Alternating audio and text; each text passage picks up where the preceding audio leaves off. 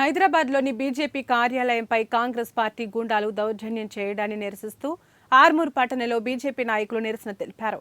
నిజామాబాద్ జిల్లా ఆర్మూర్ పట్టణంలోని అంబేద్కర్ చౌరస్తాలో భారతీయ జనతా పార్టీ పట్టణ శాఖ ఆధ్వర్యంలో సీఎం దిష్టిబొమ్మను దగ్ధం చేసి సీఎం డౌన్ డౌన్ నినాదాలు చేశారు. బీజేపీ పార్టీ కార్యాలయంపై కాంగ్రెస్ గూండాలు రాళ్లతో కర్రలతో దాడి చేసి బీజేపీ కార్యకర్తలను గాయపరిచారని ఆగ్రహం వ్యక్తం చేశారు. బీజేపీ కార్యాలయంపై కాంగ్రెస్ కార్యకర్తలు దాడి చేస్తుంటే పోలీసులు అక్కడే ఉండి కూడా చూసి చూడనట్లు వ్యవహరించారని సీఎం రేవంత్ రెడ్డి హోంశాఖను తన గుప్పెట్లో పెట్టుకుని పోలీసులను కాంగ్రెస్ కార్యకర్తలలాగా వాడుకుంటున్నారని ఎద్దేవా చేశారు. దీనికి కాంగ్రెస్ పార్టీ రాష్ట్ర అధ్యక్షుడు బాధ్యత వహించి వెంటనే తన పదవికి రాజీనామా చేసి క్షమాపణ చెప్పాలని డిమాండ్ చేశారు.